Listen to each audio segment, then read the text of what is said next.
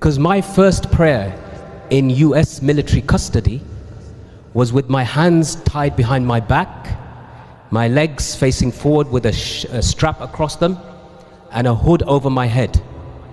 They took me into this airplane with many other brothers, forced us down and tied us down in the way I've described. The sounds of screaming prisoners, the sounds of the engine, roar of the engine, the sounds of the dogs that's barking at us, the sounds of American soldiers swearing at us in words they can barely pronounce, in Arabic, in Urdu, in Pashto, in Farsi. And then next to me, when I'm seated, there's a brother, he speaks to me. He said, Akhi, assalamu alaikum. I say, wa alaikum assalam. I can't see him because I have a hood over my head, and so does he. He says, Akhi, min ayna anta? I said, ana min Pakistan. I asked him, where are you from? He said, ana min Libya. And then he says words that will shock you to the core. Because in his mind, in my mind, I thought, are they going to kill us? Are they going to take us to a dungeon? Will I see my family again? But in his mind, he said, Akhi, hal sallayta salat al-maghrib? Adunnu waqt salat al-maghrib qad dakhal. He's saying that to me over all of that noise. Have you prayed Maghrib prayer? Because I think the time for Maghrib prayer has come. And I thought, subhanallah, at this time I forgot la dhuhr, wala asr, wala maghrib. I forgot everything. I just thought life or death. But this guy is thinking, inna salata kanat al mu'minina kitaban mawquta. That's what he's thinking. So I say to him, Akhi, anta ali al-yasar fatasalli. You're on the left, lead the prayer. So how is the prayer? Like that.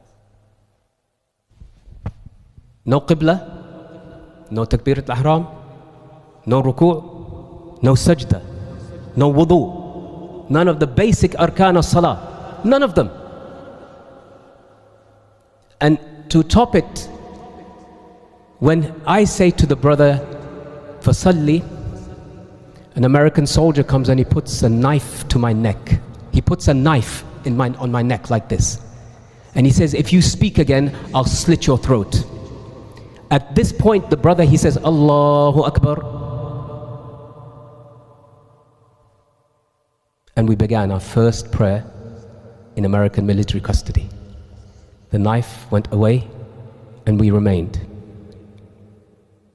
And we continued to pray until he did Assalamu alaikum wa rahmatullah. So you see, when I say I know what the ruling is, can you pray without wudu? Can you pray without all of those basic arkan of salah that you know of? The ones that you just did here right now? My answer is yes. Yes, you can. We are the ummah of whom Allah Azza wa Jal says, الَّذِينَ يَذْكُرُونَ اللَّهَ قِيَامًا وَقُعُودًا وَعَلَى جُنُوبِهِمْ. That's our faith. That's who we are. Standing, sitting, lying down, doesn't matter. And so let me tell you about somebody else, an even worse story. There's a man, his name is Zain al-Abidin Muhammad, nickname Abu Zubaydah. He's been held in Guantanamo for 21 years. No charge, no trial, no court, no jury, no defense, no prosecution, no judge. 21 years. Abu Zubaydah is a Palestinian. Stateless. He has no nationality. He is stateless. He grew up in Ramallah, throwing stones at the occupiers. 50 years ago. And still his home and that land, as you can see, day by day is occupied, either by the settlers or the Israeli army or the IDF, still to this day. And as you know, every year in Ramadan, they encroach upon Al-Aqsa to test what are the Muslims going to do. So this is Abu Zubaydah, he's from there.